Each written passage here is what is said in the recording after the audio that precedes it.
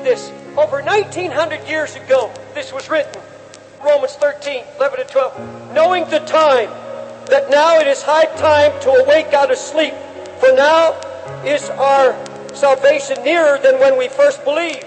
The night's far spent, the day is at hand. Let us therefore cast off the works of darkness. Get rid of those idols. And let us put on the armor of light. If 1900 years ago, or the night's far spent, the day's at hand, the new day, how much more now? Now, you know what makes me cry? These disciples of Christ who were so far removed from his coming were expecting him any moment. They lived diligently and they spent their lifetime. Jesus wasn't first, he was everything. I mean, they gave everything. Yes, we who are so close to his coming live so carelessly. After 1900 years since this is written, think of it. If it's time to awake then, what time is it now? What time is it now? I don't know what God's going to have to do.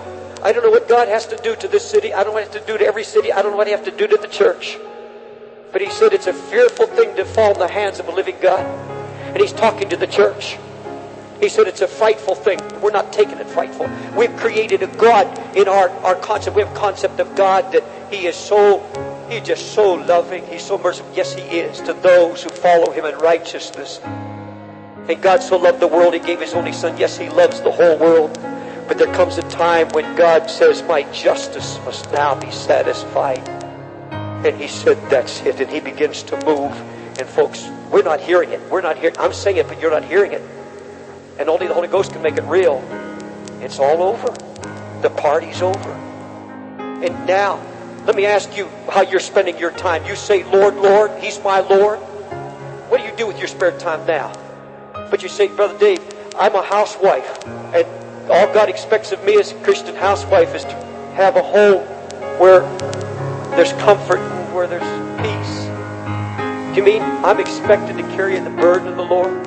I'm expected to weep between the porch and the altar too? Yes. Yes. You say, I've done my part. No. I'm saying that we haven't done our part. I'm saying that we've not taken his yoke. We have not wanted his halter. Some of you put in an 8-hour day on your job. And when you walk out of that job, you say, I've done my part. I'm hoping there's nobody works who feels after the job, it's all over. And I'm going to tell you something right now.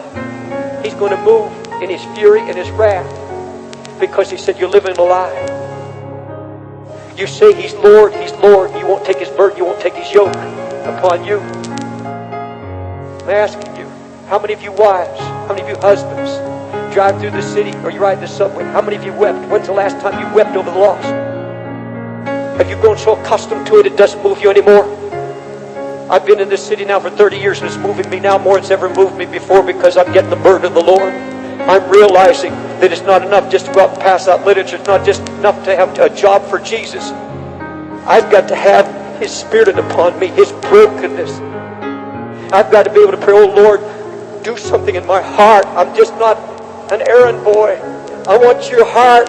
I want you to break me. I don't want to tell the world that he's my Lord and live a lie. Because I'm not praying and I'm weeping. Are you reading it?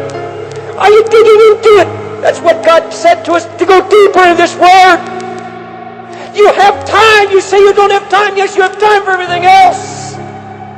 And he said, I'm going to judge you for it.